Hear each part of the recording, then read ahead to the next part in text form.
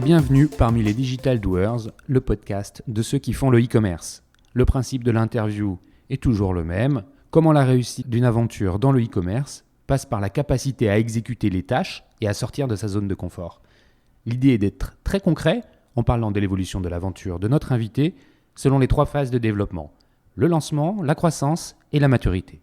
Aujourd'hui, nous recevons Thibault Lemay, le fondateur de Masberry, une solution qui aide les entreprises du retail et e-commerce à prendre des décisions grâce à leurs données, par exemple en optimisant les coûts d'acquisition.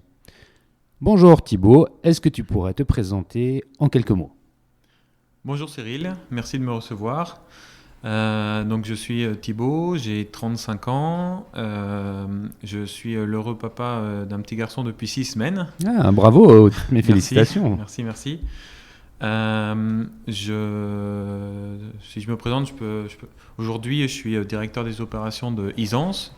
Avant ça, j'ai créé la société Masberry que j'ai cédée à Izance il y a quelques mois maintenant. Mais sinon, si je reprends un petit peu mon parcours...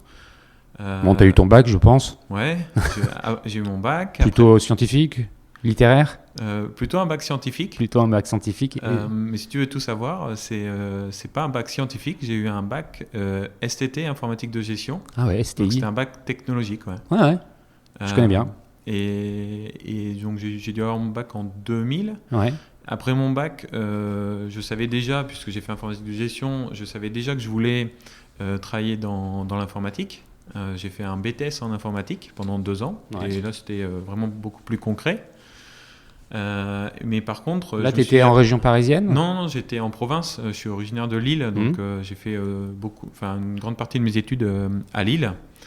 Donc, voilà. T'es un ch'ti ? Ouais, un ch'ti, ouais. Et très fier de l'être. Je te pose la question, mais je savais la réponse.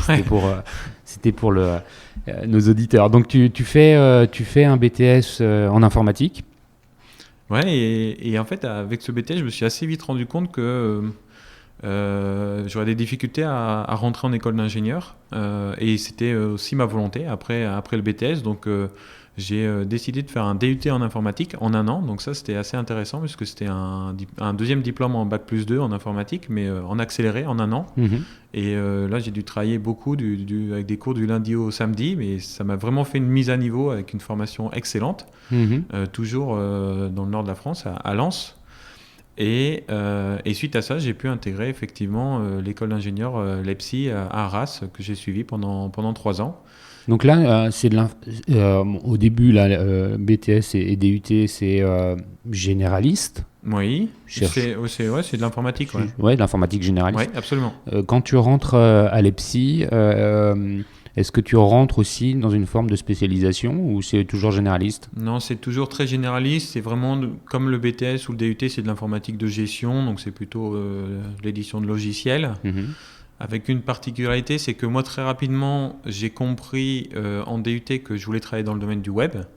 Pourquoi ? Parce qu'en DUT, dans les actions qu'on a pu réaliser avec l'école, on a dû développer un ou plusieurs sites internet. Et pour le coup, moi, j'ai développé un site internet de mise en relation de correspondants. Donc, un site d'échange linguistique que j'ai développé en français, en anglais, etc. Et j'en ai même créé une association après. Donc là, tu es dans du développement web. C'est ça, développement web et surtout aussi le référencement naturel en fait. C'est comme ça que j'ai découvert le web et cet intérêt fort pour le web marketing avec le référencement naturel parce que forcément, je voulais avoir le plus de membres sur mon site en 2004. Ouais. Et donc, le meilleur moyen, c'était de lire des livres sur le référencement naturel et puis d'appliquer la méthodologie. Et on a eu beaucoup de succès avec ça. J'ai créé à l'époque avec un pote de promo et on a eu beaucoup de succès sur ce site. Quand tu rentres à l'EPSI, là, il y a une dominante forte des sujets web. Ouais, pas dans le programme, pas dans l'école. Ouais. Et ce que je peux te dire, c'est que même à l'époque, moi j'étais très intéressé par le web et j'ai fait toutes mes actions autour du web à l'école. Et en fait, vraiment, tu vois, j'étais diplômé en 2008, donc c'était entre 2006 et 2008. En 2008, à l'école, le web était pour les cancres. C'est comme ça que c'était hallucinant. présenté en fait. C'était non mais en fait il faut développer du Java, il faut développer ceci parce que le web c'est pour les cancres. Vraiment c'est comme ça que c'était présenté. Ouais. Et nous on était plusieurs potes de promo à dire ben tiens nous on veut vraiment travailler dans le web et à la limite que ce soit l'avenir ou non c'était pas le sujet, ça nous plaît. Ouais. Et nous on l'a fait parce que ça nous plaisait et à l'époque c'était vraiment drôle parce que j'avais il y avait 80% de la promo qui partait travailler en SS2I pour développer du Java Ouais. et on était très peu à dire nous on fait du web. Donc c'est les langages PHP. C'est ça. Après tu peux aussi faire du web Avec du du Java, etc. bien sûr. Mais à l'époque c'était même ASP pour sur tout ce qui est .NET, etc. Et nous pour le coup on avait travaillé en PHP et puis même les autres langages, mais en tout cas on voulait travailler dans le web et ça m'a beaucoup plu. Donc là, tu es diplômé en 2008. Sur ton parcours LinkedIn, on s'aperçoit que tu t'es pas arrêté là. Ouais, en fait, j'étais diplômé en 2008, mais comme je disais, j'ai toujours fait mes stages dans le domaine du web. J'ai même fait un stage, donc ma deuxième année d'école. La première année, je l'ai fait dans ma propre association. Donc j'ai développé le site web de ma propre association. La deuxième année, j'ai fait un stage chez NetBooster. Et là, pour le coup, c'était super intéressant pour moi parce que c'était le premier stage donc, à Paris. J'ai découvert un peu Paris, la vie parisienne, aussi la dimension de NetBooster, tous les grands comptes qui étaient vraiment, tout était nouveau pour moi. J'ai travaillé avec plein d'experts, j'ai appris beaucoup et ça m'a encore plus motivé de travailler dans le domaine du web et du marketing. Ensuite, mon stage de fin d'études, je l'ai fait dans une agence marketing à Los Angeles. Une agence qui s'appelle Submit Express, qui est une agence spécialisée dans le référencement naturel, qui a même été créée avant Google. Donc c'était vraiment un des pionniers du référencement naturel et j'ai réussi à être engagé là-bas en tant que stagiaire pendant 6 mois. Le référencement naturel avant Google, c'était l'indexation dans des annuaires. Ah ouais, c'est ça. D'ailleurs, je l'ai dit, la société s'appelle Submit Express. Donc tout est dit. Voilà. Mais ouais, c'était exactement ça. Je me souviens très bien de ces services-là parce que à cette époque-là, j'avais moi aussi ces premières expériences de développement de sites web et effectivement, comme tu le racontes, il y avait la soumission sur les annuaires et des solutions qui permettaient de soumettre à plein d'annuaires en même temps un même site. Tu rentres de Los Angeles donc tu y es resté combien de temps ? Je suis resté 6 mois. 6 mois. Je suis rentré de Los Angeles et forcément j'étais déjà inscrit puisque je suis allé directement suivre un master à l'école de commerce Grenoble École de Management. Donc là, qu'est-ce qui te fait choisir Grenoble ? Parce que c'est diamétralement opposé au contexte lillois. Ouais. C'est un peu moins plat qu'à Lille. Exactement. Pourquoi Grenoble ? Parce que... C'était très simple. Moi, quand j'étais chez NetBooster, je travaillais sur des projets de marketing internet, mais j'étais au service informatique et j'étais développeur en fait. Je développais des logiciels pour les consultants et j'avais envie, je me disais, moi j'aimerais bien être consultant. Et en fait, tout le monde m'a dit, que ce soit chez NetBooster ou ailleurs, tout le monde m'a dit, Thibaut, peut-être que tu pourras avoir les compétences de consultant, mais en fait, tu es plutôt ingénieur, donc tu restes au service informatique. Et moi, je dis non, je vais être consultant. Et en fait, dans ma tête, il fallait faire un diplôme en école de commerce pour devenir consultant. Donc, j'ai fait le diplôme en école de commerce. Ça, c'est la raison pour laquelle tu es allé dans une école de commerce. Mais pourquoi Grenoble ? Parce que c'était considéré comme la meilleure en 2008. Hein. Je pense que c'est toujours le cas, j'en sais rien. Mais surtout dans le web. Grenoble a toujours eu cette singularité d'être une école plutôt... en avance sur les sujets web. Donc là, tu fais un master en stratégie Internet et tu es diplômé en 2009. Oui. Et là, tu te lances dans la vie pro. C'est ça. Et là, donc tu deviens consultant. C'est ça. Le Graal. Voilà, c'est exactement ça. Là, j'avais en tête, c'était effectivement de devenir consultant à Paris et de passer 5 ans à Paris, puisque comme je l'ai dit, je suis originaire de province et c'était mon objectif. Donc, connaître la vie parisienne pendant quelques années. C'est ça.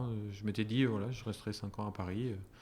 Et donc, j'arrive à Paris, donc j'intègre la société Réseau sur lequel j'avais des missions très intéressantes de consultant en référencement naturel, puisque j'avais développé une vraie expertise. Là, tu fais un petit peu ce que faisait NetBooster, ou ce que tu aurais aimé faire avec NetBooster, tu le fais avec Réseau. Exactement, ou ce que j'aurais pu aimer faire à Los Angeles, par exemple. Parce qu'à Los Angeles aussi, j'étais aussi dans le pôle IT en fait. Ok. Et j'étais aussi chez Resoneo consultant en Web Analytics avec une expertise forte sur Google Analytics. Resoneo était une des premières agences en France avec un haut niveau d'expertise sur Google Analytics. Donc là, c'était parfait. J'étais consultant à Paris avec des clients sur les sujets de référencement naturel et Tes clients, c'est qui? C'est des grands comptes? Ouais, pour le coup, c'était des grands comptes donc, que j'accompagnais sur les deux sujets. C'était vraiment le rêve. Puis j'étais considéré comme consultant junior, mais avec des missions et beaucoup d'autonomie. Donc c'était génial. Tu restes pas très longtemps? Non, je reste finalement pas 18 5 ans. mois, je crois. Ouais, je reste 18 mois ou 1 an et demi. Et ce qui m'a poussé à quitter finalement, c'est plutôt la vie parisienne en fait. T'as déchanté? Ouais, bah oui. En fait, je me suis dit, honnêtement, je me projette pas à Paris, j'aurais une meilleure qualité de vie à Lille. Et vraiment, au bout d'un moment, je me suis dit, bon, bah, j'ai bien profité pendant 1 an et demi. C'est vrai que j'ai vraiment bien profité de la vie parisienne. Et je me suis dit, bon, bah, c'est bien. Alors, la petite histoire, c'est que j'étais en coloc. J'étais en coloc avec un très bon pote qui était à Leipzig avec moi. Et tout se passait bien. Et ça se passait tellement bien qu'au bout d'un an et demi, je me suis dit, mais si ça continue comme ça, dans 5 ans, on est encore en coloc, quoi. Et j'ai dit non mais ça c'est plus possible. Donc j'ai dit je vais chercher un appartement. En plus je me suis dit si je viens de province pour venir à Paris, c'est pour habiter à Paris même, puisqu'on habitait en Enghien-les-Bains. Donc j'ai dit bon c'est simple, je cherche mon appartement à Paris. Et là j'ai fait des visites et j'ai découvert les visites à la parisienne. On vous donne rendez-vous à 17h. Et t'as 50 personnes qui attendent. Ouais, il y en avait peut-être 15, ouais. Mais c'est ça, hein, exactement, il y en avait 15 et donc j'ai découvert ça. Et visiter un appartement qui était vraiment nul. Et je me suis dit non mais c'est pas possible, personne ne peut accepter de payer ce loyer pour cet appartement. Et sur les 15, il y en a 5 qui ont dit oui. Et en fait moi je me suis dit c'est bon en fait, c'est pas pour moi. C'est pas pour moi. Tout ça c'est pas pour moi. J'entendais aussi les collègues qui commençaient à avoir des enfants etc. et qui avaient plein de difficultés. J'ai dit non mais tout ça c'est pas pour moi. Ok bon ben je rentre à Lille. Et j'ai dit là pour le coup si je rentre à Lille, Resoneo m'a donné beaucoup d'autonomie. Si je rentre à Lille, c'est pour avoir au moins autant d'autonomie ou alors voire plus. Créer. Et c'est comme ça que je me suis dit, je vais créer ma société. Ok, donc là, ça c'est une idée structurelle, mais pour faire quoi? Ben, honnêtement, au début, je ne savais vraiment pas. J'ai dit, je rentre à Lille pour créer ma société. J'avais des compétences. Tu rentres à Lille concrètement, tu vas chez tes parents? Ouais. Tu rentres chez tes parents, donc tu démissionnes de ton job à Paris. Ouais. Tu arrives à Lille, là on est en 2011. Non, 2010 exactement. 2010. Je reviens à Lille en septembre 2010. Moi, après avoir profité de ton été. Et là, tu te dis, je vais monter ma boîte. Ouais. Hein, c'est un peu l'état d'esprit dans lequel tu es. Exactement. Ce que je sais faire, c'est du référencement, du conseil. Et du développement informatique. Et là, tu passes des journées à réfléchir à un business, ou est-ce que, parce que tu avais déjà cette première expérience professionnelle, tu as découvert un besoin? Comment les choses se présentent dans ta tête en fait? Moi, effectivement, comme tu dis, j'ai beaucoup réfléchi. J'avais des compétences dans plusieurs domaines, le référencement naturel, la web analyse, le développement. Et il y a quelque chose qui commençait à m'embêter sérieusement sur la partie référencement naturel. Donc c'est pour t'expliquer un petit peu toutes mes réflexions. J'ai fait une étude de marché globale. Et dans le référencement naturel, ce qui commençait vraiment à m'embêter, c'est que beaucoup de personnes se présentaient comme experts en référencement naturel parce qu'elles avaient un blog et le blog, il y avait plus 10% de croissance chaque mois et du coup, ils se présentaient comme experts en référencement naturel. Ce qui est tout à fait légitime, mais mon idée à l'époque, c'était de dire, honnêtement, en France, tu veux être coiffeur, il te faut le diplôme de coiffeur et il te faut le stage pour être coiffeur. Eh bien, en référencement naturel, c'est le bordel. Donc, je me suis dit, je vais plutôt me rapprocher de la web analyse parce qu'en web analyse, il y a plus de certification et de qualification. On se qualifie à un logiciel. Et ce qui était mon cas à l'époque, puisque je disais, Resoneo était une des premières agences en France qualifiées voire certifié Google Analytics. Et moi, j'étais du coup membre de cette équipe. Et je me suis dit, ça c'est bien, au moins, je peux présenter là aussi cette notion de diplôme. Je peux présenter un diplôme sur l'expertise web analyse. C'est pas parce que tu as une bonne tête qu'on va te croire. Là, c'est parce que tu as un diplôme et ça te paraît plus sérieux. C'est ça. Donc l'approche te paraît plus rationnelle. C'est une façon pour moi de gagner du temps. Ouais. C'est ça. Donc j'ai décidé finalement de lier la partie web analyse avec la partie développement parce que je me suis rendu compte aussi que les clients que j'accompagnais chez Resoneo, c'était des clients qui qui payaient la société très cher pour installer la solution Google Analytics et d'autres, mais c'était surtout Google Analytics. Pour dire à la fin, non, en fait, je regarde pas vraiment les reportings sur Google Analytics parce que c'est une analyse qui est biaisée parce qu'elle prend pas en compte le parcours complet de l'internaute. Et je vais te donner un exemple. Ouais, j'avais un client qui vendait des canapés. Et il dit, c'est très simple. Selon les reportings, la campagne canapé ne génère très peu de chiffre d'affaires, donc pas de retour sur investissement. Donc le client décide de mettre fin à la campagne canapé et il se rend compte, il vient nous revoir 3 mois plus tard en disant, je vends plus de canapés. Donc il s'est dit, tiens, les reportings sont faussés. Ouais. Donc ça, c'est quelque chose que j'avais en tête, que j'avais compris. Et quand j'ai travaillé sur mon projet de création d'entreprise, je me suis vraiment bien souvenu de ça. Et j'ai dit, je vais essayer d'apporter une solution à cette problématique. Donc tout à fait lié au e-commerce. Oui, c'est ça, exactement. Tout à fait lié au e-commerce pour vraiment soulager la douleur des e-commerçants. Avec 2 particularités, c'est que honnêtement, en 2010, les incubateurs, ça n'existait quasiment pas. En tout cas, ce n'était pas la promotion ou sur la start-up, le start-upper, etc., qui existe aujourd'hui. Moi, créer une entreprise, j'avais aucune idée, même si dans ma famille, il y avait plusieurs entrepreneurs, etc., j'avais aucune idée du fonctionnement de la création d'entreprise. Et surtout, encore moins le métier d'éditeur de logiciels. Donc dans ma tête, quand j'avais dit je vais créer une entreprise, je me suis dit je vais créer une société de consulting, un prestataire outillé. Je vais faire du conseil sur l'optimisation des campagnes grâce au petit logiciel que je vais développer. C'était un peu mon idée de base. Mais j'ai suivi un parcours assez classique, on va dire...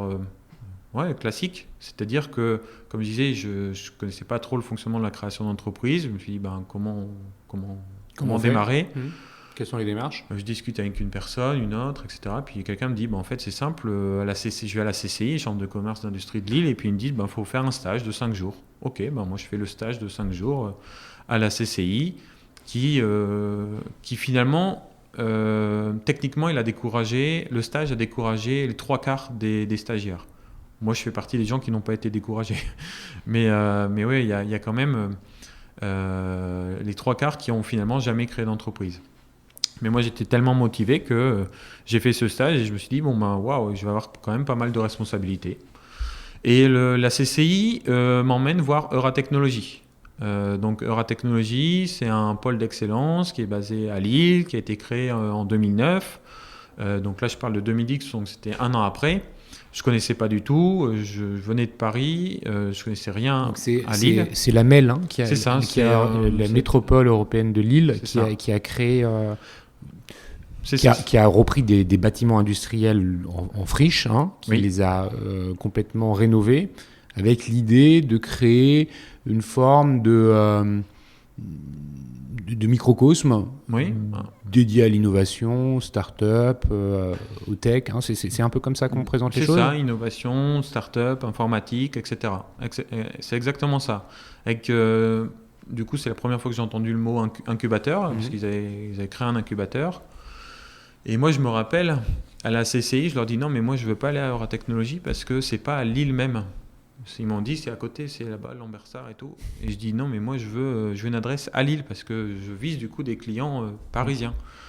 Et ils m'ont dit non, c'est bon, on va là-bas, c'est à Lille même. J'ai dit ok, si c'est à Lille même, j'y vais. Et je suis allé là-bas et en fait là j'ai eu un super accueil. C'était sur dossier, donc j'ai dû pitcher. Donc là, tu as fait ton dossier. J'ai fait tout le dossier. Dans lequel en fait tu dis j'ai une idée. Ouais. J'ai besoin de développer un petit soft. Ouais, je l'aurais même plutôt présenté en disant je veux faire du consulting, quoi, plutôt. Ouais, je suis un consultant C'est qui a ça. besoin d'une structure. C'est ça, Et il faut que j'aille voir des clients. Donc, c'est ça. je viens de me renseigner à la CCI sur les démarches à suivre pour créer une boîte. Bon, bah voilà, ils m'ont conseillé de venir vous voir. C'est ça. C'est un peu ça. Exactement.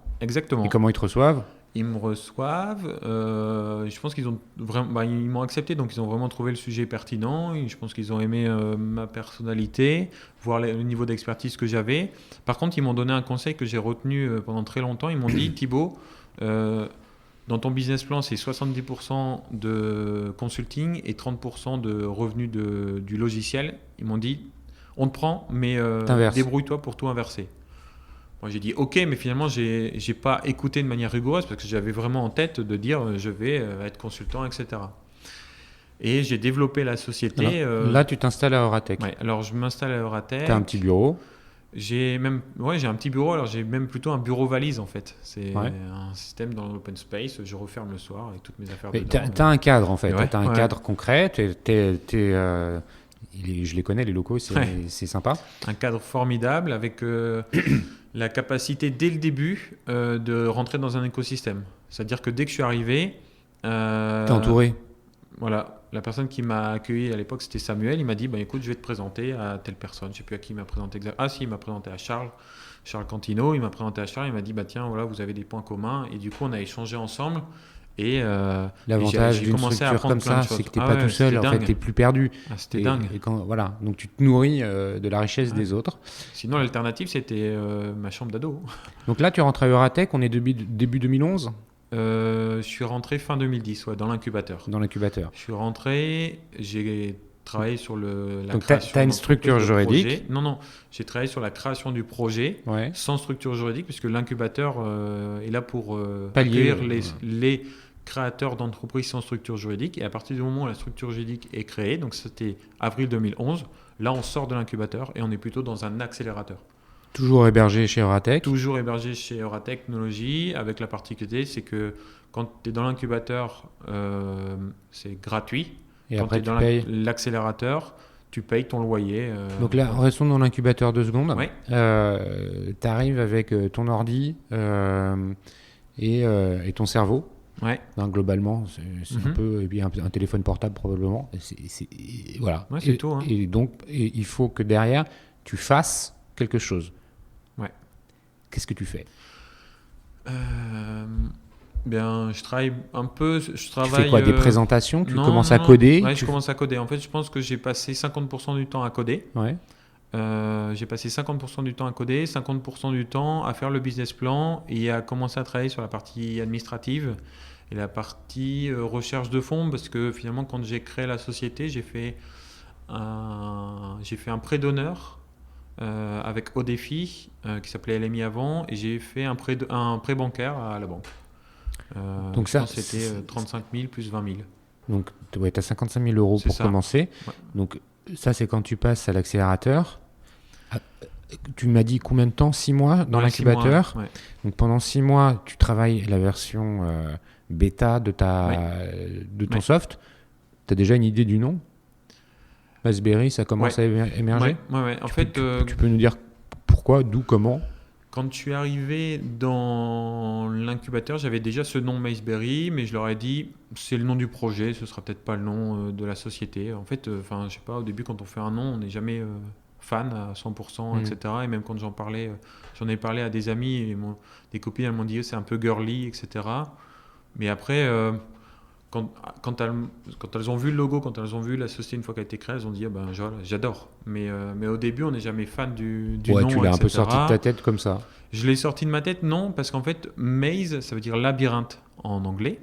Et l'objectif était d'aider les annonceurs à prendre des décisions mesurées en analysant le parcours complet d'un internaute avant un acte d'achat. Et le parcours complet est aussi complexe et très différent d'un client à l'autre. Donc j'aimais beaucoup cette idée de labyrinthe, et donc je voulais absolument ce préfixe Maze. Et j'ai réfléchi, Maze Technology, Maze Agency, Maze Consulting, j'ai essayé plein de choses. Il y avait plein de choses qui étaient déjà prises. Et puis Après, j'ai pris une autre méthodologie, j'ai cherché d'autres suffixes. Et puis, Maceberry, ça sonnait très bien. C'était un nom de domaine qui était libre, etc. Et j'ai dit, ben voilà, go, on avance là-dessus. Génial. Donc, merci pour cette petite histoire. C'est toujours amusant de connaître les anecdotes autour des noms. Donc, pendant 6 mois, tu développes ton soft, tu travailles ton business plan. Au bout de 6 mois, tu as une version bêta qui doit commencer un petit peu à tourner. Oui. Et là, tu passes dans l'accélérateur. Donc, tu crées ta structure juridique. Qu'est-ce que tu fais? C'est l'accélérateur, comment il fonctionne? L'accélérateur, donc maintenant j'ai une structure, je peux accueillir des stagiaires, je recrute 2 stagiaires, un stagiaire qui est Gauthier, qui arrive chez nous en tant que développeur et qui fait toujours partie de l'aventure aujourd'hui, et une autre stagiaire qui s'occupe plutôt de la partie marketing, on va dire.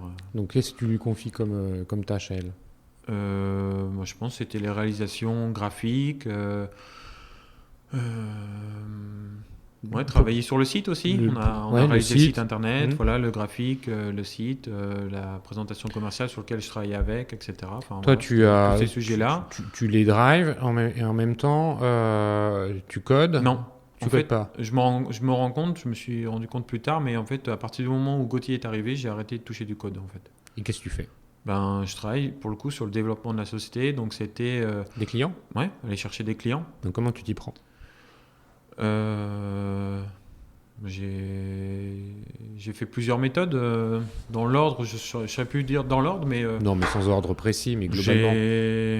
J'ai appelé des gens, j'ai essayé de participer à des salons, j'ai envoyé des emails aussi, enfin voilà, j'ai tout fait en fait. Tu as cherché d'abord des réseaux sociaux. Ouais, des clients régionaux? Ouais, alors des clients régionaux, des clients les plus matures. Faut savoir un truc, c'est qu'en 2011, quand j'allais voir un annonceur, je disais bonjour, voilà, notre métier c'est de vous aider à analyser le parcours complexe. Donc j'utilise des mots techniques, mais on est une solution d'attribution. On vous aide à sortir de l'analyse au dernier clic. Oui, c'est important de faire une pause sur la définition du concept de Maceberry, parce que je pense qu'elle n'a pas changé fondamentalement aujourd'hui par rapport à ce qui est sorti en 2011. Il y a eu des évolutions, ça s'est bien sûr amélioré, mais il n'y a pas eu de pivot, c'est-à-dire que tu n'as pas changé les choses. Tu peux, de façon très concrète, pour ceux qui nous écoutent, expliquer le problème que tu résous et qui est donc rencontré par les e-commerçants, les marques, les vendeurs, les retailers. Ok, je vais te refaire le pitch très simple que je faisais à l'époque. Je suis un internaute, je veux acheter un appareil photo. Je vais sur Google et je tape appareil photo et là je clique sur un lien sponsorisé. Je visite un site e-commerce sur lequel effectivement je trouve des appareils photo. Je suis fan de l'appareil Canon, mais je ne l'achète pas tout de suite. Et j'attends la fin du mois. Et du coup, donc 3 semaines plus tard, en fin de mois, je retourne sur le site, non pas en tapant appareil photo et en cliquant sur un lien sponsorisé Google AdWords, mais plutôt en tapant directement le nom du site. Et je retourne sur le site et je l'achète. Ce qui se passe, c'est que on a plusieurs façons d'interpréter. Ce qui se faisait à l'époque, ce qui se fait encore un petit peu aujourd'hui, c'est pour ça qu'on a encore beaucoup de potentiel de croissance dans la société, mais ce qui se faisait surtout à l'époque, c'était de dire, j'ai généré une vente d'un appareil photo Canon parce que les clients m'ont trouvé en tapant ma marque dans Google. Et en fait, c'est un peu plus compliqué que ça. Les clients ont tapé la marque en début du mois suivant parce qu'en fait, elles avaient tapé 3 semaines avant appareil photo qui représente un budget marketing, etc., sur lequel, effectivement, il faut dégager du retour sur investissement. Voilà vraiment le cœur essentiel, le socle sur lequel j'ai créé la société, en fait. C'était pour expliquer, créer des reporting qui sont capables de dire, le mot-clé, l'investissement sur le mot-clé appareil photo a contribué à la réalisation d'une vente e-commerce et à générer une vente, à générer du chiffre d'affaires, donc il génère aussi du retour sur investissement. Ça, c'est vraiment la base la base. du business. C'est ça. Et ça, j'ai passé 1 an à expliquer ça à tout le monde. Parce que tout le monde me disait, mais attribue quoi? Je comprends pas. Donc là, il a fallu que... l'évangélisation. L'évangélisation, ouais. Très, donc ça, fort. c'est toujours ton bâton de pèlerin et aller convaincre. Donc tu finis par trouver des premiers clients. Exactement. Je finis par trouver des premiers clients qui sont plutôt des clients donc en mode consulting, puisque c'était ce que j'avais en tête à l'époque. Ouais. Ce que je peux préciser, 2 choses, c'est qu'à l'époque, on me disait quand même beaucoup, mais comment toi tu fais mieux que Google? Parce qu'en fait, Google propose un reporting au dernier clic. Comment toi tu fais mieux que Google? Vraiment, il y en a vraiment beaucoup qui m'ont vraiment pris pour un gourou. Pour un gourou, un fou pendant des mois ou des années. Premier point. Deuxième point, c'est que comme le logiciel n'était pas encore extrêmement abouti au début, eh bien, on était obligé de le faire en mode consulting. Et puis en plus de ça, en plus de ne pas être abouti et de permettre aux clients d'être autonomes, on le proposait pas comme on le fait aujourd'hui en mode SaaS, etc. On proposait uniquement en mode consulting. Et d'autant plus, le consulting a été une force parce que on vendait des prestations de consulting qui nous ont permis de autofinancer la R&D, d'une part, et de deux, le mode consulting nous permettait d'être plus proche des clients, plus proche de leurs attentes, et du coup d'innover encore plus vite en fait. On s'est rendu compte en allant chez les clients, parfois on leur expliquait, on leur disait voilà le bon retour sur investissement sur la campagne appareil photo, et il y avait toujours quelqu'un dans la salle qui disait oui mais je ne suis pas d'accord avec ça, etc. Donc on a beaucoup travaillé sur... en fait, moi j'en avais marre d'entendre les oui mais, qu'il y ait toujours quelqu'un qui était capable d'esquiver le sujet pour pas qu'il y ait de solution prise chez nos clients en fait. Et donc nous on a vraiment travaillé sur nos algorithmes, sur les indicateurs clés performance dans la solution. Alors attends, pour sortir des oui mais en fait. Là c'est du conseil, mais c'est aussi de la techno. Il y a un moment, voilà, tu branches ta techno. Alors, tu te souviens du premier jour où tu as branché ta techno avec un client? Moi, c'était peut-être en 2012. Je pense que c'était en 2012, donc un an plus tard. Symboliquement, c'est un peu c'est le lancement. Ouais. Parce qu'aujourd'hui, ton business, il est plus que 70-30. Bien sûr, aujourd'hui c'est 95-5. C'est 95-5. Donc c'est symbolique et c'est fort. Ce jour où tu vas aller brancher ton premier client. Tu te souviens du nom de ton premier client? Oui, c'est Planet Cards. Planet Cards. Donc, c'est un groupe qui vend des différents types de cartes pour tous les événements, naissances, etc., qui est basé dans le sud de la France. Ouais, je les connais. Ouais. C'est donc des faire-part, des choses comme ça, qui est une belle société. Tu les branches. Oui. Et ta solution, elle est stable, ça fonctionne bien, ouais. C'est stable, honnêtement, par rapport au niveau de stabilité d'aujourd'hui, ça n'a rien à voir, mais ça faisait le job. Ça faisait le job. Après, oui, c'était une solution qu'on ne vendait pas très cher, peut-être 50 € par mois. Ouais. Pas cher du tout. C'est un abonnement avec une durée sans engagement. Sans engagement. Ça, c'est comment tu as travaillé ton business model? Ah ouais, ça c'est dingue, parce que... je voudrais aussi parler d'un sujet, c'est que attends, je suis désolé, je voulais juste aborder d'un sujet, c'est comme personne ne connaissait notre sujet, on a rédigé un blog et on a beaucoup travaillé sur notre blog, sur le content marketing, sur la communication, sur notre métier, etc. Et ça, c'est devenu une force après en fait, sur vraiment transcrire notre expertise. Et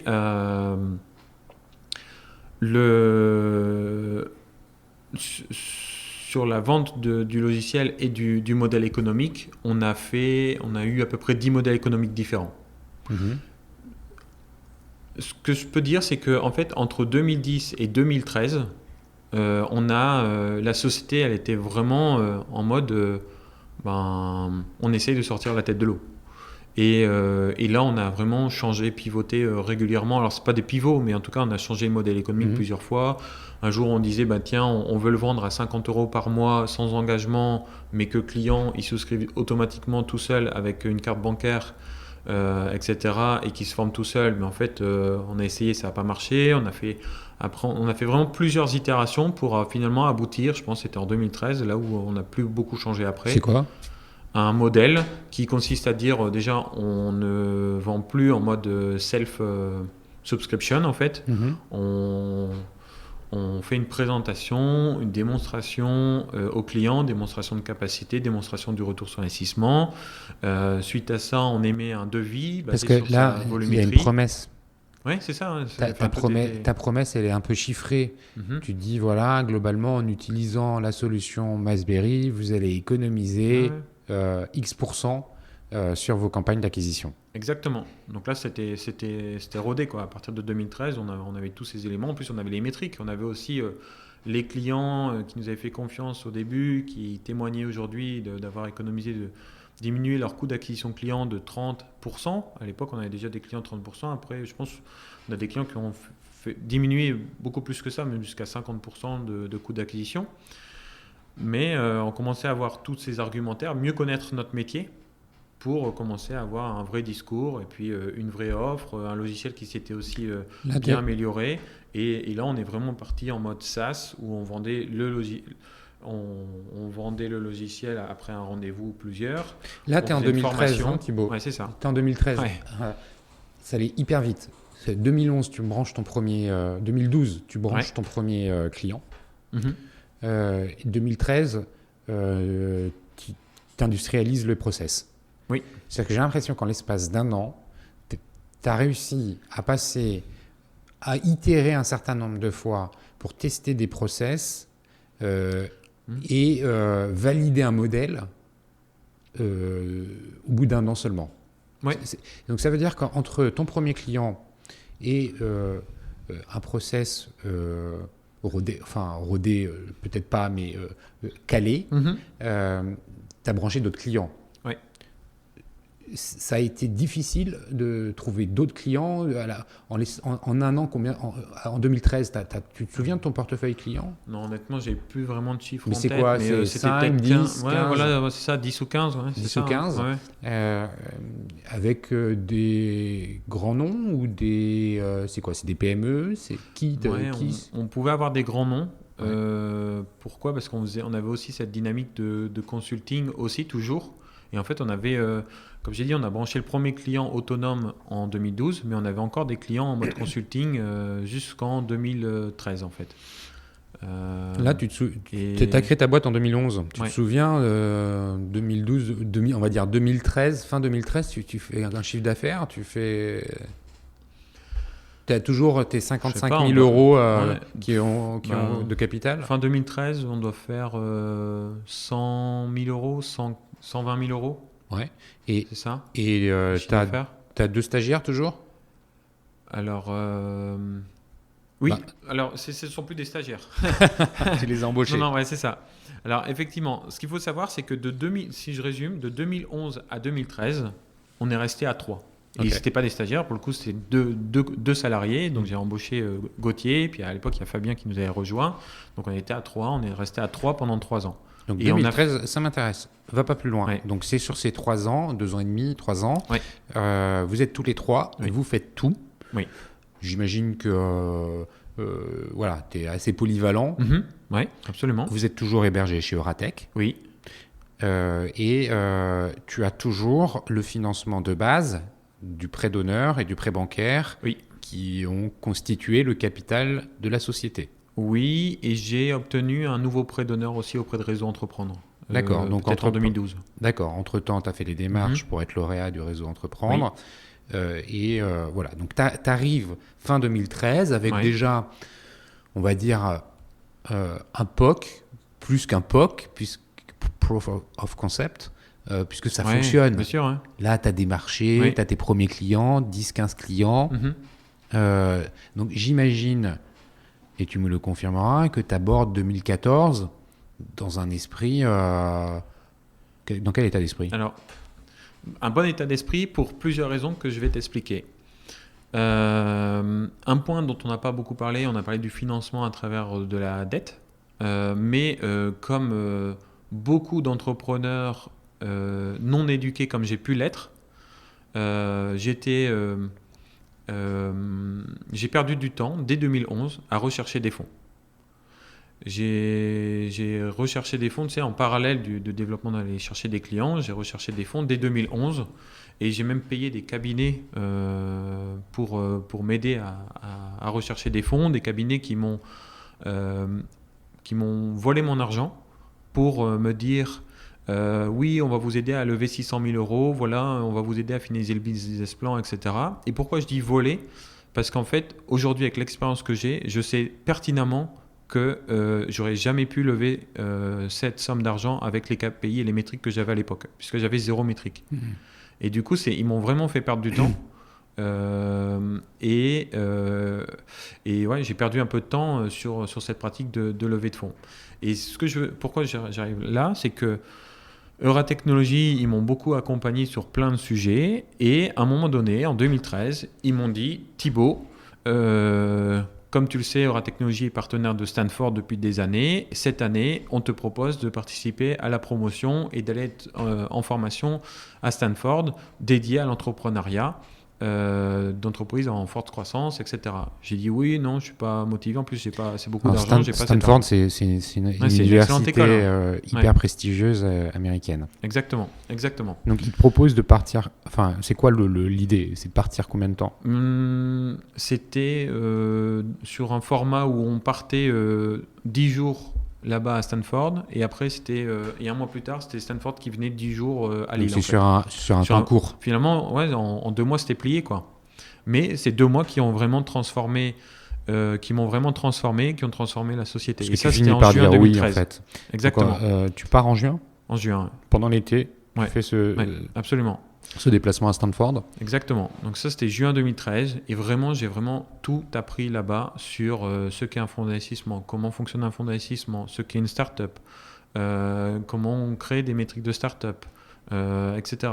Comment on crée un vrai business model, etc. Et tout à l'heure, tu disais, Thibaut, en 1 an, tu as clôturé ton modèle économique. Ben, Stanford a contribué à trouver le bon modèle économique. Et je suis rentré de Stanford, j'ai dit, OK, ben, le consulting, on arrête. Voilà notre modèle économique. Enfin, j'ai pris des décisions vraiment très importantes dans la société. Ces décisions, tu as pu les partager avec tes nouveaux salariés ou avec Ratech ou est-ce que c'est un travail un peu individuel de réflexion ou, Non, c'était moi et les 2 collaborateurs. Et puis l'avantage, c'est qu'on n'était que 3. C'était très simple de partager, de les convaincre. Et de toute façon, tout le monde était ça allait dans le bon sens, quoi. Donc c'était assez facile de convaincre tout le monde. Donc je comprends pourquoi 2013 se passe bien, enfin que tu finis 2013 avec une forme de conviction dans la façon dont tu allais conduire ton business sur l'année qui suivait. Exactement. Là, on s'est dit, tiens, c'est bon, on a vraiment trouvé la bonne recette et on va vraiment se développer. Et en plus de ça, en plus d'avoir trouvé la bonne recette, j'ai réussi à communiquer à un fonds d'investissement un petit peu cette recette, le business plan. Et c'est à ce moment-là où j'ai rencontré le Network Finance. Et Network Finance, dès le mois d'octobre, enfin même septembre, ils m'ont dit OK, go, on adore l'aventure, on vient avec toi. Et j'ai levé 200 000 euros. En septembre 2013. Ouais. Enfin non, on a trouvé l'accord en septembre 2013, mais après c'était un peu de paperasse, etc. Et ça a clôturé en janvier 2014. Ok, donc tu commences 2014, tu as 200 000 euros sur ton compte en banque. Exactement. Tu as cédé une pas trop grosse part de ton capital? Beaucoup ou pas, j'en sais rien, mais dans tous les cas, tout le monde est content. T'es content. Ouais. Donc là, tu commences l'année, tes objectifs de 2014, c'est de faire croître, j'imagine, ta base client et de valider le modèle économique sur lequel tu as travaillé en 2013 qui t'a permis de lever ces 200 000 euros. Exactement. Et je démarre l'année 2014 avec 2 moteurs. Le premier moteur, c'est les 200 000 sur le compte.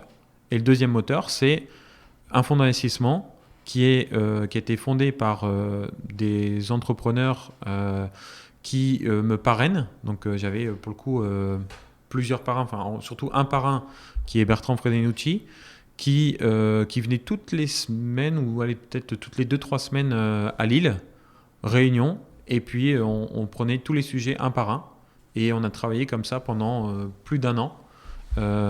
Et là, pour le coup, c'est un moteur, puisqu'en fait, il m'a aidé aussi à transformer la société et à exécuter le business plan que j'avais imaginé à Stanford. Ouais. Donc Parce là, qu'entre la théorie et la pratique. 2014, c'est un peu une année charnière Ouais. qui te fait passer de la phase de lancement à la phase de croissance. Ouais, clairement. Qu'est-ce qui se passe concrètement dans cette phase de cette année charnière en 2014 en termes de signature de clients, en termes de développement, parce que je pense que ça a dû continuer, et en termes de recrutement? Là, on commençait à avoir des clients grands comptes branchés de manière autonome sur la solution. Donc ça, c'était vraiment un vrai succès.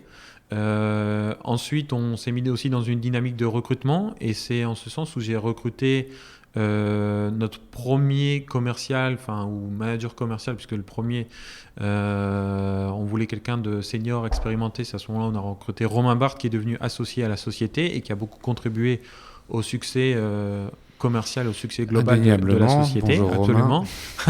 Absolument. Et voilà, en fait, Romain est arrivé, il y avait les bases qui étaient là, et ensemble on a vraiment boosté la société. Puis là, comme je dis, c'est là où, comme ils disent à Stanford, la sales tornado qui est partie là.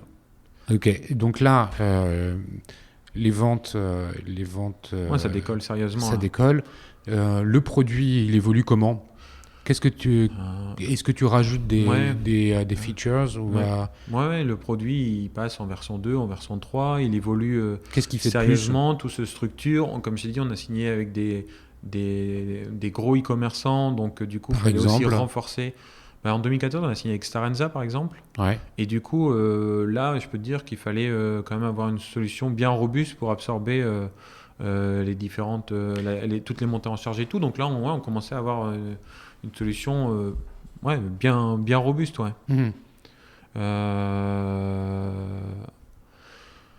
Donc là, 2014 se finit avec...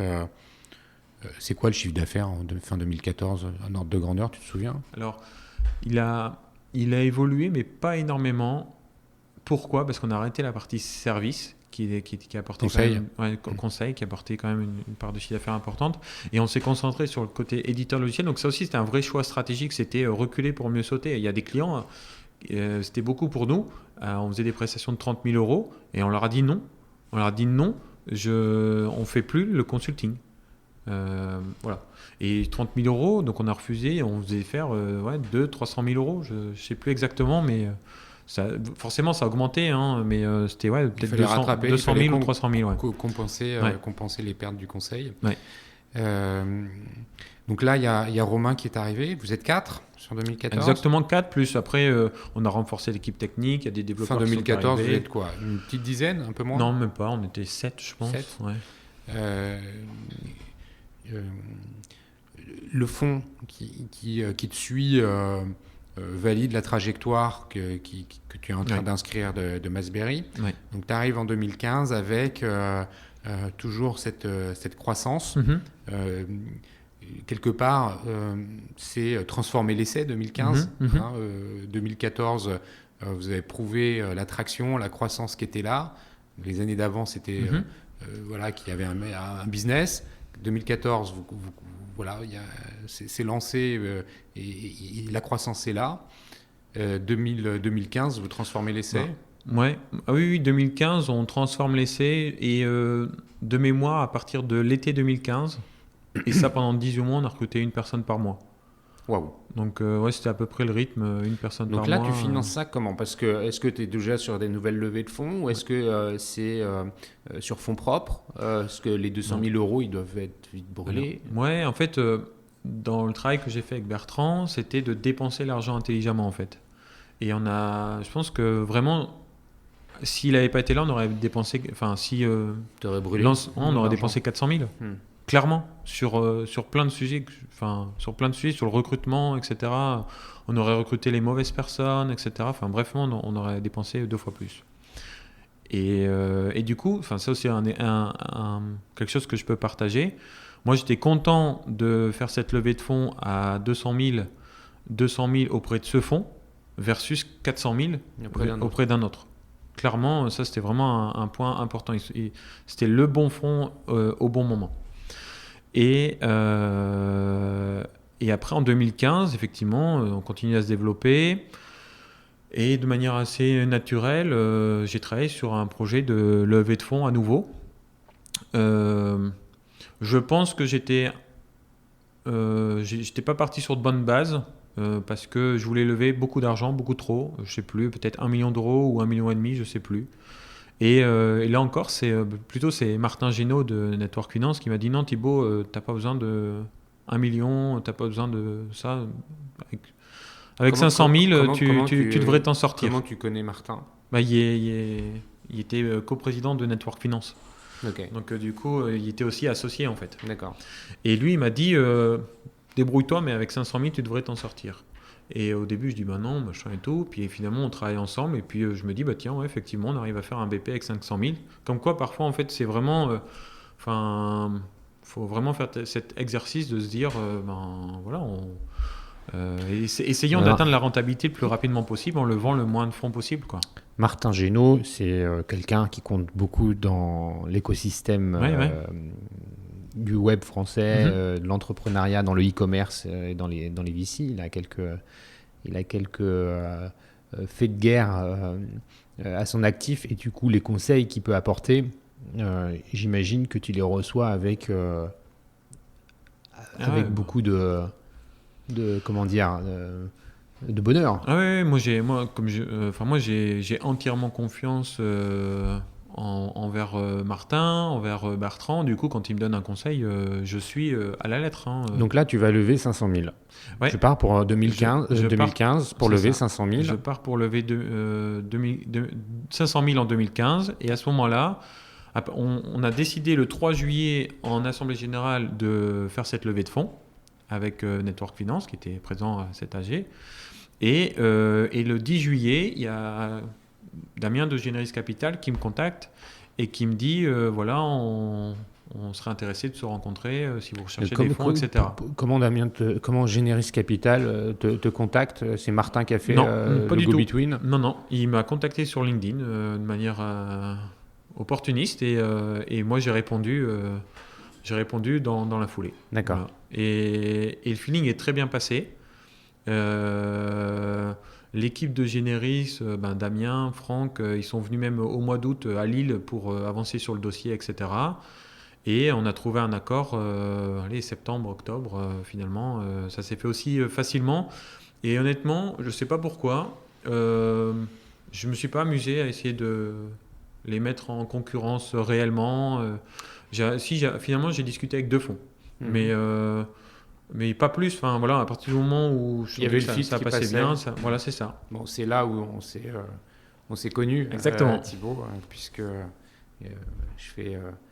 j'apporte des conseils au comité de validation de Generis Capital et que je t'ai vu pitcher devant ce comité qui réunit aussi Martin Génaud de temps à autre.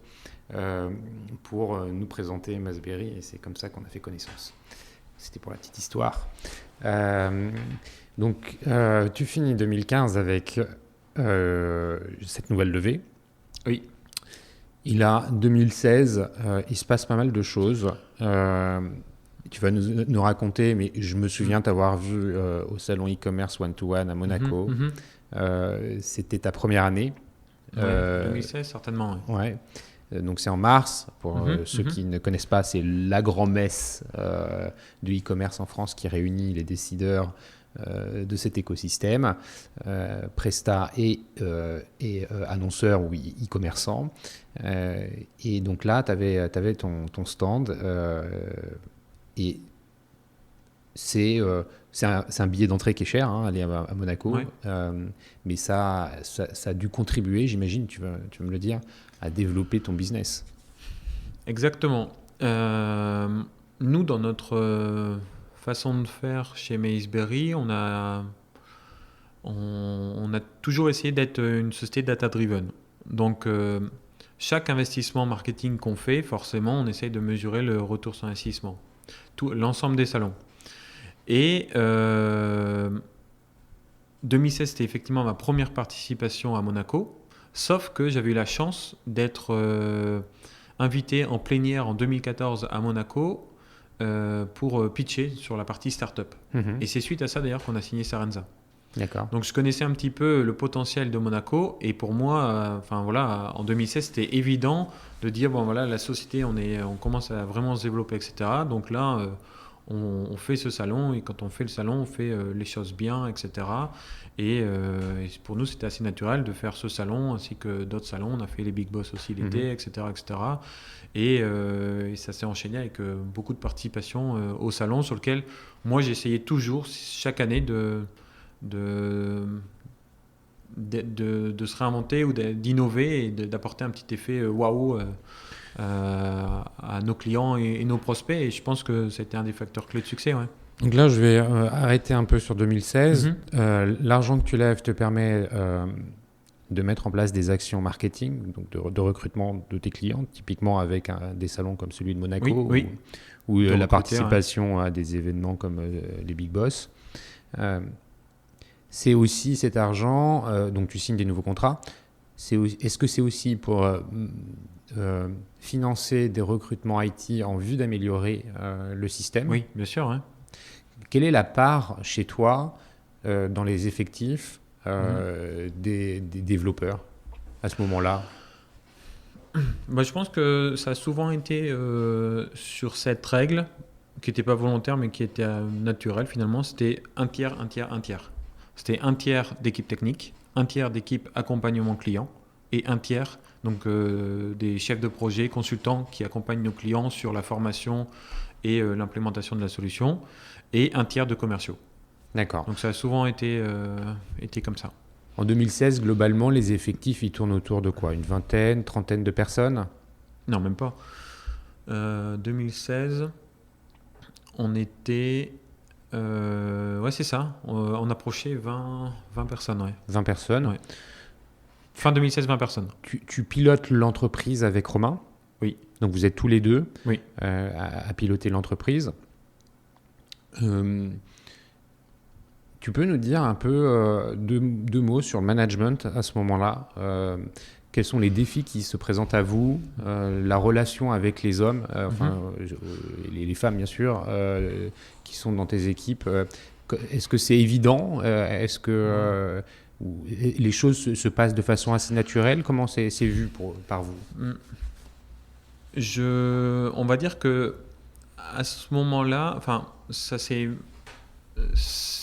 se passait encore de manière naturelle. Enfin, je veux dire, moi, j'ai toujours fait en sorte que les choses se passent de manière naturelle. Et en 2016, sur ces recrutements, c'est vraiment fait de manière naturelle. Par contre, j'ai commencé à identifier un point, c'est qu'on devait commencer à mettre en place des managers. Okay. Et j'ai fait un travail que font tous les patrons de start-up, c'est de recruter un expert qui est un très bon expert et à qui je dis tiens, on va recruter une deuxième personne, elle sera dans ton équipe, une troisième, elle sera dans ton équipe, et du coup en fait l'expert devient le manager. Et ça, j'ai fait ce travail, que ce soit sur l'équipe technique, l'équipe client, l'équipe commerciale. Donc l'expert est devenu manager. Et je me suis rendu compte qu'en fait, un excellent expert n'est pas un excellent manager. Pour moi, l'expert est un transmetteur d'expertise. Et c'est dans ce sens où il doit, entre guillemets, accueillir les nouveaux collaborateurs pour leur transmettre l'expertise. Mais après, le sujet du management, c'est vraiment un autre point. Et je pense que fin 2016 ou plutôt 2017, j'ai commencé à avoir un petit peu des difficultés sur cette partie. Je m'en rends compte puisqu'en fait, et je l'ai toujours dit à tout le monde de manière assez tranquille, ça m'est arrivé de temps en temps, une fois tous les trimestres, où je disais à tout le monde, écoutez, moi c'est la première fois que je dirige une boîte de 18 personnes. Donc j'apprends aussi en même temps que vous, donc voilà. Et après...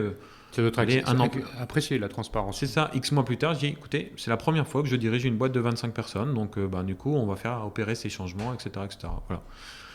Et du coup, là, on a dû travailler sur. J'ai dû comprendre ça et travailler sur ces évolutions, de dire tiens, en fait, tu vas plutôt être référent expert et on va vraiment recruter un manager qui aura vraiment ses compétences de manager, pouvoir anticiper, etc. Et pourquoi aussi au tout début 2016, on n'avait pas de problème de management ? Parce qu'en fait, quand tu recrutes une personne par mois dans une start-up, ben, déjà, c'est plein d'éléments, c'est plein de signes positifs. Donc, au sens des ressources humaines, tout se passe bien. Et en fait, la personne, tant qu'elle a moins d'1 an d'historique, il n'y a pas de sujet RH vraiment, en fait. C'est après, au bout d'1 an, où la personne se dit, bah, tiens, j'ai fait mes preuves, j'aimerais évoluer dans tel sens ou dans tel sens. Et c'est là où le manager doit être là et intervenir en disant, oui, effectivement, j'ai bien vu, j'ai bien anticipé que tu avais bien évolué, il faut que tu puisses... Donc là, tu as structuré en fait en 2016, tu structures. 2016-2017. Ouais. 2017. Fin 2016, tu te souviens, tu as une idée du chiffre d'affaires? T'es une vingtaine de personnes et tu as...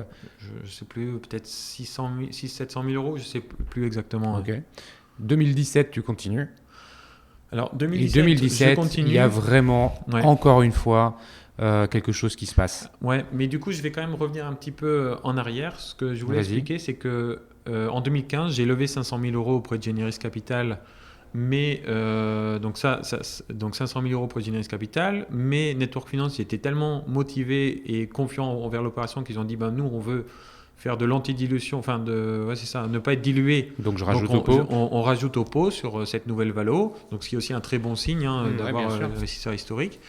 Et moi, j'avais essayé là aussi sur les conseils de Martin, j'avais essayé de trouver ces 500 000 euros de financement en faisant 250 000 d'equity et 250 000 de dette auprès de la BPI.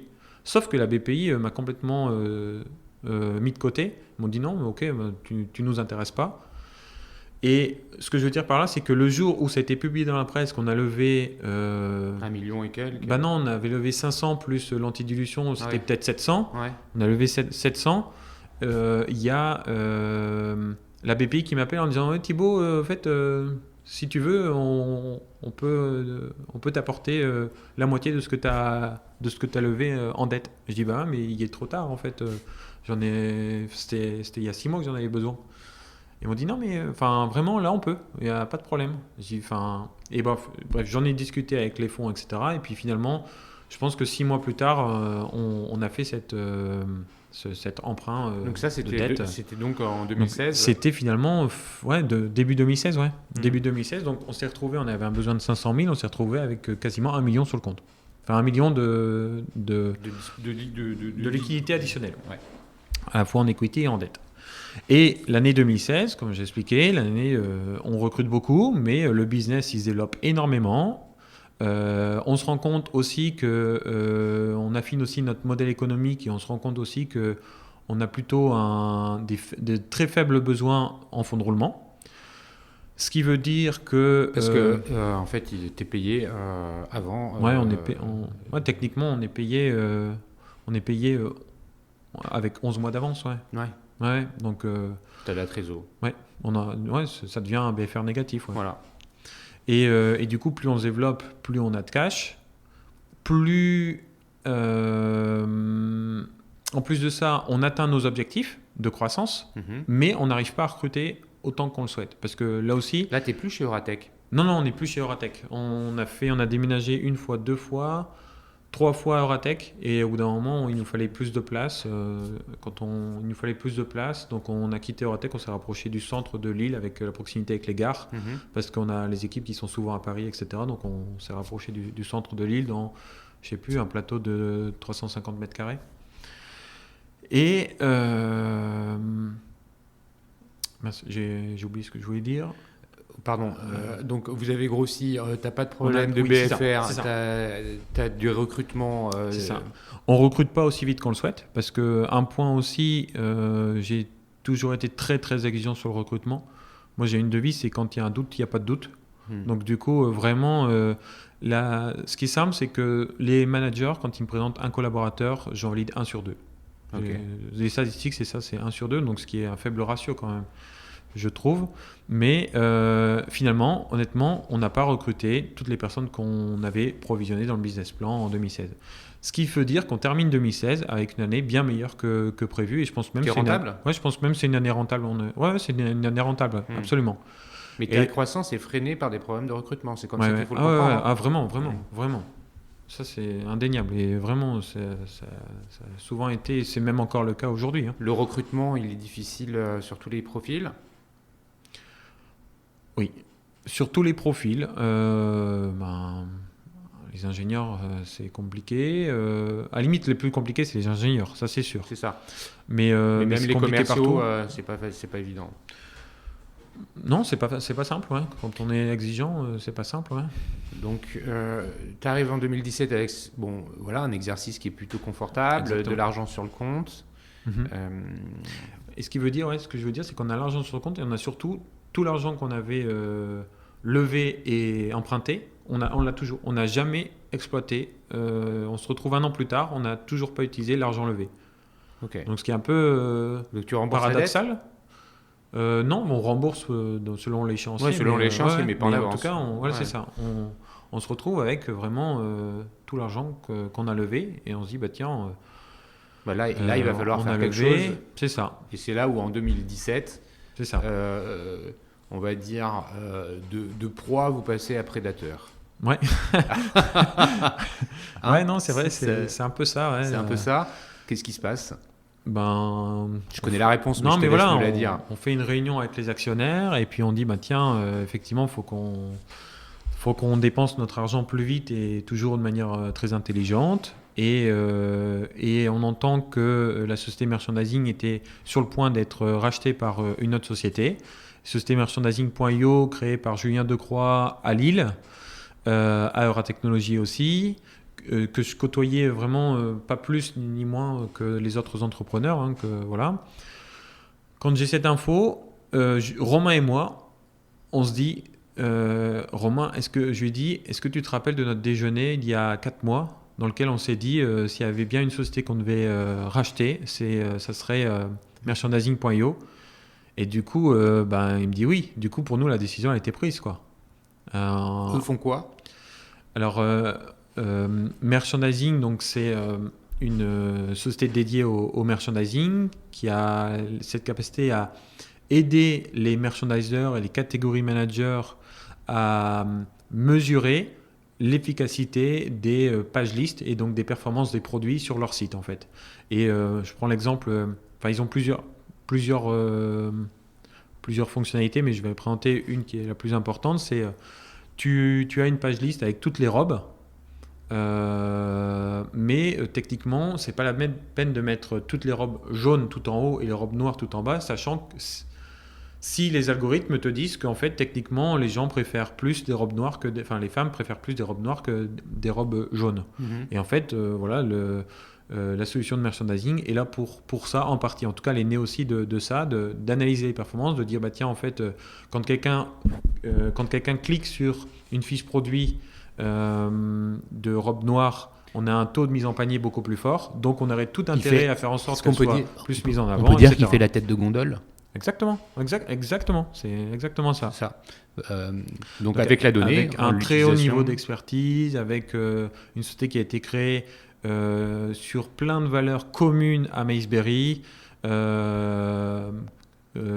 Julien a créé la société en étant très proche des clients, un peu comme je disais, le prestataire outillé, il a démarré un petit peu comme ça. Une philosophie commune entre les deux sociétés. Plein de philosophies communes, même sur le traitement de la donnée. C'est une entreprise qui fait quelle taille?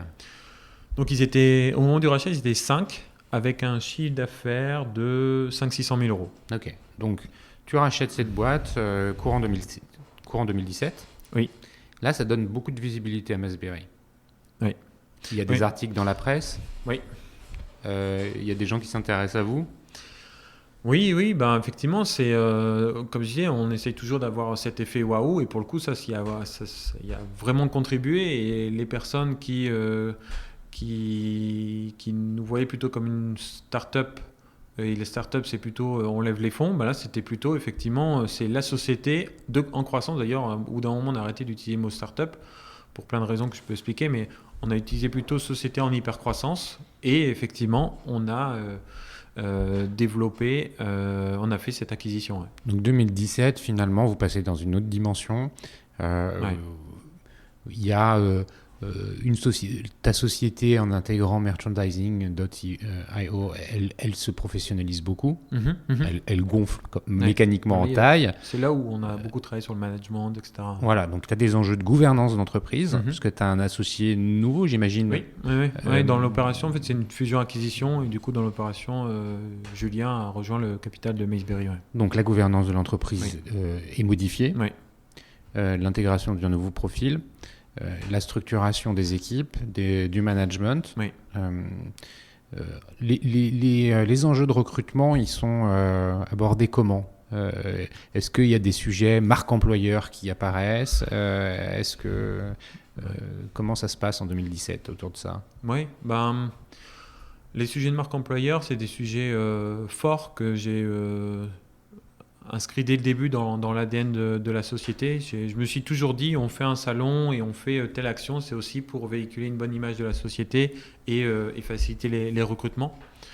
Je vais te donner un exemple. J'adore lire des livres, des biographies, autobiographies d'entrepreneurs, et j'ai lu le livre de Jean-Baptiste Trudel de Criteo, fondateur de Criteo, et il y a un passage dans lequel il dit moi j'ai pris nos nouveaux locaux, je ne sais plus quel est le nom de la rue là. Rue Blanche. Rue Blanche, c'est ça. J'ai pris nos nouveaux locaux rue Blanche pour en faire un amiral qui va permettre d'attirer les talents. Et il dit c'était dur au début de payer la caution de 3 millions d'euros, etc. Mais au moins derrière, je pourrais attirer les plus grands talents.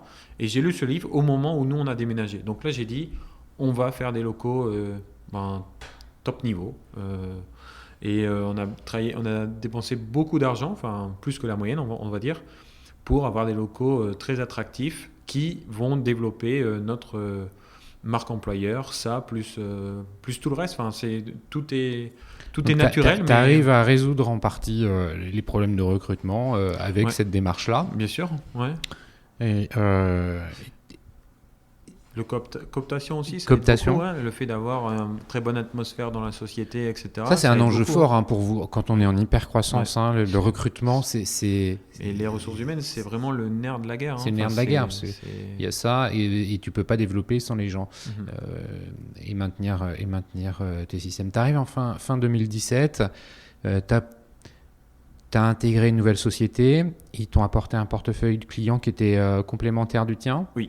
Donc, tu as pu utiliser ce portefeuille client pour aller vendre la solution Maceberry aussi.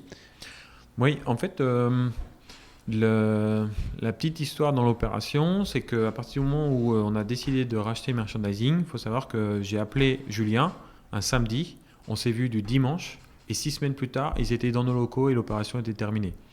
Et moi, au jour où ils sont arrivés dans nos locaux, je me suis dit, c'est bon, le job d'intégration est terminé, on a fait tous les contrats de travail sont nickel, etc. Sauf qu'en fait, on s'est rendu compte qu'on avait 2 marques, enfin, il y a plein de sujets qui se sont posés. Donc, on a dû travailler sur la marque, etc. etc. Et aussi sur comment on crée des réelles synergies entre les deux solutions, entre l'histoire qu'on raconte aux clients, etc. Et c'est tout un travail qu'on a fait à 3, Julien et Romain et moi. Et pour la petite histoire, au moment de l'opération, donc c'était en avril, j'ai dit je vous propose de partir tous les 3 une semaine en Silicon Valley, et on se fait un séminaire d'1 semaine à 3 sur lequel on sera ouvert, et on aura 3 mois d'expérience ensemble. Et comme ça, on pourra regarder un petit peu ce qui a bien marché, ce qui a moins bien fonctionné, et puis on pourra redessiner la suite des choses. C'est ce que tu dis. Donc c'est une façon de faire un zoom arrière, prendre un peu de hauteur par rapport à un quotidien effréné, où les choses changent tous les jours, de par la taille, de par les nouveaux clients et les nouveaux enjeux qui sont à toi. Exactement, et c'était exactement ça. C'était un enjeu à tout niveau, même personnel. C'était aussi l'occasion de connaître vraiment Julien, que lui nous connaisse, etc. Enfin, c'est une relation humaine, et c'était sur tous ces enjeux de vraiment vivre une expérience à 3, etc. Plus solutionner tous les sujets passé et à venir ensemble. Et pour ça, je me suis dit que la Silicon Valley, c'était un bon endroit dans lequel, en plus, tous les deux n'étaient jamais allés aux États-Unis, du coup encore moins en Silicon Valley. Donc je savais forcément que ça allait leur plaire, etc. Et là-bas, on a travaillé pour visiter des startups. Et on a aussi embauché des consultants qui nous ont aidés à travailler ensemble en fait. Donc on a retravaillé sur la proposition de valeur, des fondamentaux qui nous ont permis après de dire...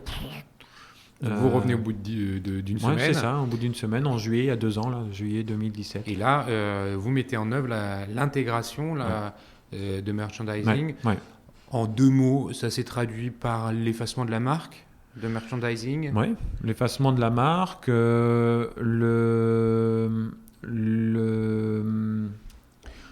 la fusion du marketing et du pitch commercial. J'aimerais dire que ça aurait pu traduire par la fusion aussi de la partie technique, mais ça reste encore deux solutions un peu distinctes au sens technique, quoi. On a fusionné un certain nombre d'éléments, mais on n'est pas allé vraiment jusqu'au bout. Ça veut dire que l'intégration de merchandising, elle est complètement finalisée, bien faite, intégrée et digérée à la fin 2016. Non, 2017. Fin 2017, je veux dire. Fin 2017, ouais. Il y a toujours des choses. Je pense qu'une intégration, faire une fusion-acquisition, c'est 18 mois, voire 24 mois. Donc, fin 2017, ça ne faisait pas 18 mois. Mais on avait vraiment bien exécuté. Et surtout, c'était une boîte de 5 personnes. Donc, c'était relativement simple. C'est passé quoi, de 30 à 35, c'est quoi le... Ouais, on est passé de 30 à 35, exactement. D'accord. Et comment parce que évidemment vous avez voulu utiliser le portefeuille de clients de merchandising pour aller vendre la solution Mesberry, et à l'inverse, j'imagine que vous êtes allé vendre les solutions de merchandising sur les clients. L'accueil a été bon. Oui, vraiment deux sociétés avec le même ADN, un discours commercial et marketing cohérent, etc. Ça a bien marché. Un très bon accueil. Ouais. 2018,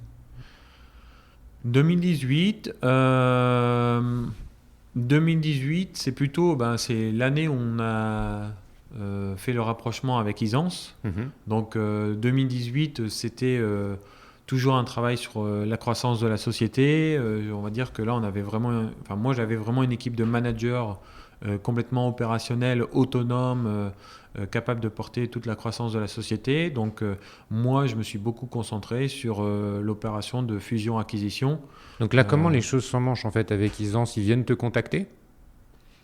Non, en fait, techniquement, on a reçu des offres de rachat en 2017 et avec les associés, on s'est posé la question, est-ce que c'est le bon moment de vendre ou non? D'autant plus qu'honnêtement, 2017, on a reçu une offre ou 2 de rachat été 2017, donc c'était genre 3 mois après la fusion avec merchandising. Donc on avait aussi le sentiment de dire, tiens, on est encore au début quoi, de plein de choses. Donc on a étudié les offres et avec l'ensemble des associés, on a décidé de ne pas donner suite aux offres qu'on a reçues, mais plutôt de s'inscrire dans un process de M&A complet. Et c'est quelque chose qui a été initié peut-être fin 2017, début 2018. Et là, pour le coup, en fait, Isance a été sollicité comme d'autres sociétés dans le cadre d'un process M&A. Donc vous êtes accompagné par une boîte. Tu donnes le nom de la boîte qui vous a accompagné ou pas? Oui, absolument. J'ai juste un trou de mémoire. Bon, ça reviendra un peu plus tard. Donc, c'est comme ça que Isance finit par découvrir l'intérêt qu'il peut avoir pour Mesberry. Vous négociez longtemps?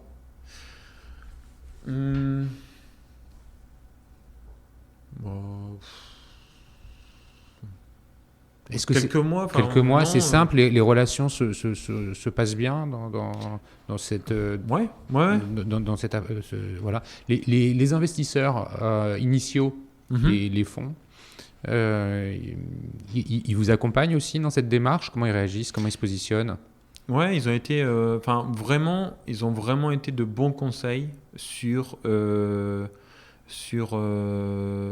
l'ensemble de l'opération. Il faut savoir que l'opération, c'est finalement le fruit d'un travail avec les fonds depuis plusieurs années aussi. Les fonds sont là pour sortir à un moment donné, donc toutes les actions qui sont mises en place, c'est pour aider les fonds à sortir.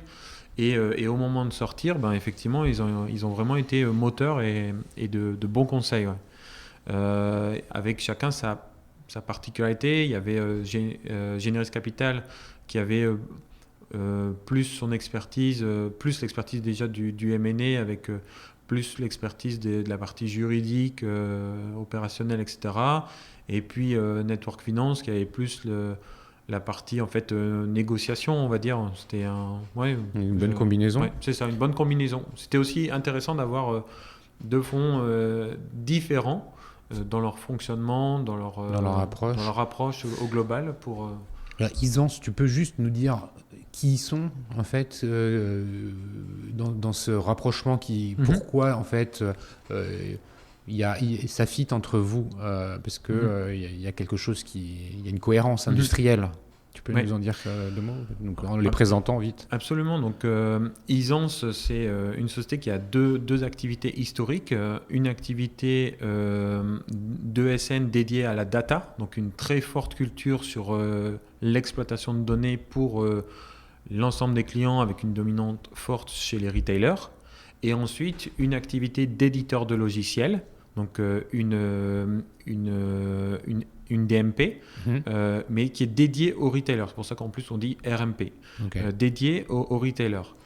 Et avec une clé technologique très forte qui est cette réconciliation entre le on et le off, donc sur cette dimension d'omnicanalité. Et moi, je savais déjà depuis 2015, je pense, ou 2016, je discutais avec les équipes d'Isance justement par rapport à la force qu'ils avaient sur les canaux physiques. Sur les canaux physiques. Et la clé de Isance, c'est que dès 2015, ils employaient ce mot sur la réconciliation on et off, etc. Comme d'autres sociétés partenaires de Maceberry à l'époque. Et en fait, opérationnellement, il n'y a qu'avec Isance qu'on a réussi à mener un projet de bout en bout sur l'exploitation du parcours client, le fameux labyrinthe, mais on et off. Donc tu es en train de me dire qu'avec Isance, clé bien sur l'opération Isance. Vous avez réussi à proposer à des acteurs qui ont une distribution omnicanal, de leur dire que l'ensemble des campagnes d'acquisition, qu'elles soient online ou offline, quel que soit le parcours d'achat du client, vous êtes en capacité de dire que cette vente-là, qui a eu lieu dans ce point physique-là, elle a été générée par un passage sur le site, puis par un passage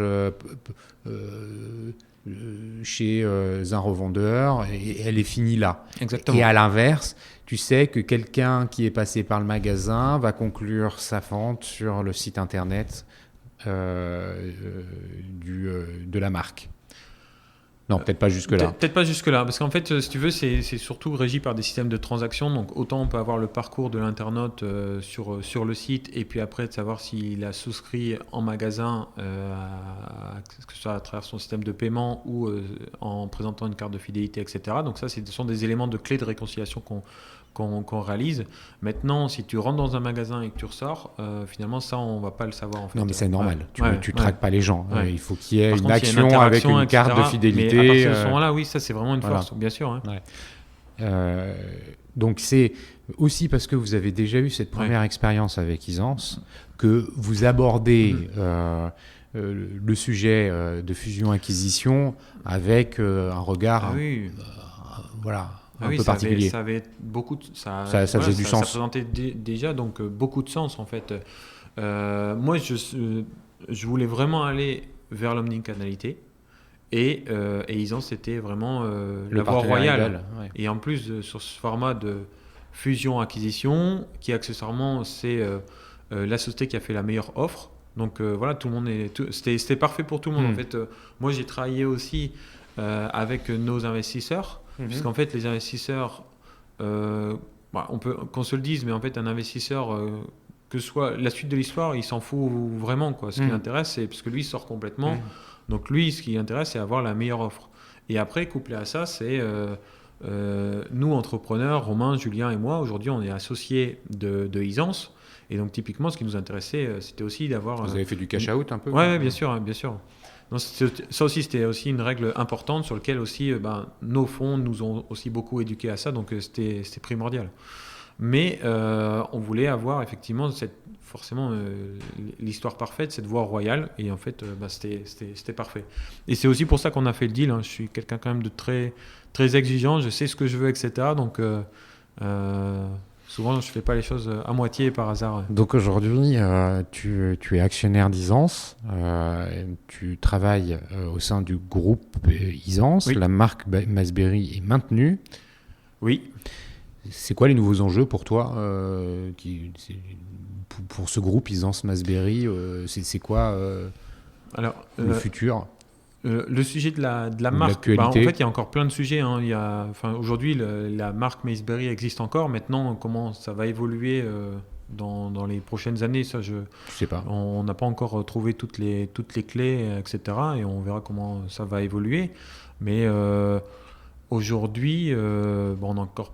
il y a encore beaucoup de travaux, plein de projets à exploiter. Comme je disais, pour moi, une bonne intégration, c'est 18 mois. On est pile à la moitié là aujourd'hui, donc on a encore plein de... Donc ça veut dire qu'il y a des équipes à Lille et des équipes à Paris? Oui, mais on l'aura toujours. Ouais. Ça s'organise bien? Ouais.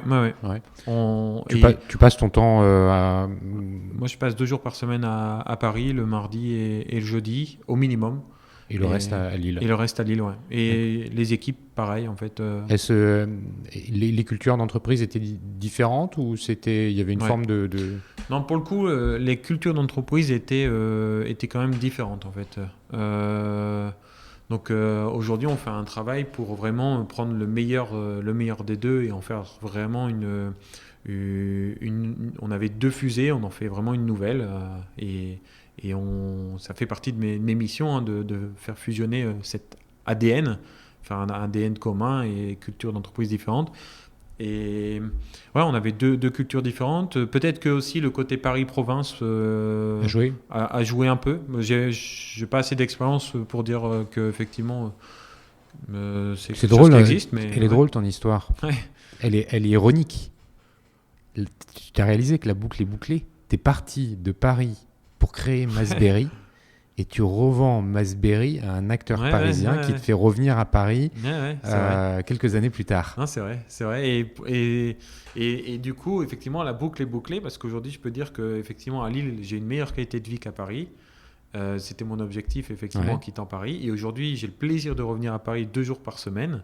Et je prends vraiment beaucoup de plaisir à le faire pour bénéficier de tous les plaisirs qu'apporte Paris et la proximité avec nos clients, etc. Ouais, on peut dire ça, ouais, c'est cool. C'est cool, mais écoute, Thibaut, je pense que c'est une belle conclusion. Merci pour tout ce partage, pour tous ces échanges. Avant, je voudrais te poser 2 questions avant qu'on se quitte. Est-ce que tu peux me dire si tu as une forme de vision, est-ce que tu observes des choses, des enjeux majeurs du e-commerce en France, en Europe, enfin, voilà, avec la position qui est la tienne de prestataire de services dédié au monde du retail et du e-commerce. Qu'est-ce que ça t'inspire? Tu vas me parler d'omnicanalité, c'est légitime. Ouais. Est-ce que tu veux ajouter quelque chose? Non, je pense qu'aujourd'hui, effectivement, le domaine du e-commerce en France a un excellent niveau, vraiment un très bon niveau de maturité. Sur plein de sujets, il y a encore plein de perspectives d'évolution et heureusement.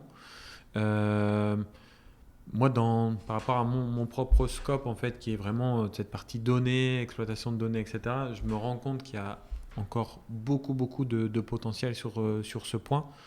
Je croise de temps en temps des clients Et en fait, ben voilà, on a le plaisir de pouvoir leur apporter des solutions à leurs problématiques, à leurs problèmes, etc., sur tout ce qui est exploitation de données. Et ouais, pour moi, il y a beaucoup d'enjeux encore à exploiter sur cette partie exploitation de données. Je pense qu'il y a encore, j'ai peut-être prêché pour ma paroisse, mais il y a encore beaucoup d'acteurs qui sont au dernier clic, qui dépensent beaucoup d'argent, qui sont du coup encore plus dépendants de leur campagne publicitaire.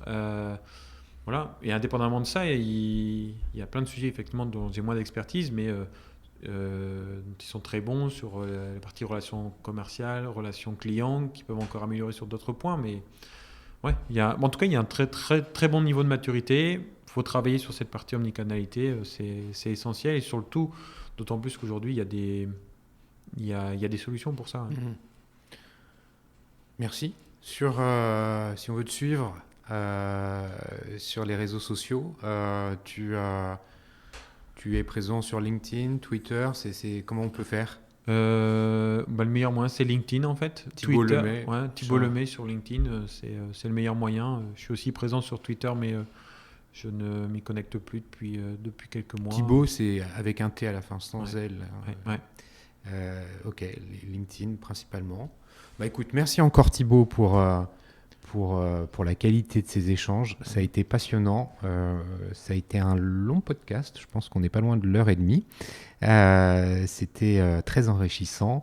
Merci à vous tous qui écoutez les Digital Doers. Si ce podcast vous a plu, n'hésitez pas à le noter 5 étoiles sur iTunes. Et puis surtout, partagez-le autour de vous parce que c'est à peu près le seul moyen de le faire connaître. Parlez-en à vos amis, à vos collègues qui pourraient être susceptibles d'être intéressés. Merci encore à vous tous et n'hésitez pas à laisser des commentaires ou à m'envoyer des messages via le site lesdigitaldoers.com. Merci et à bientôt. Cyril. Salut Thibaut.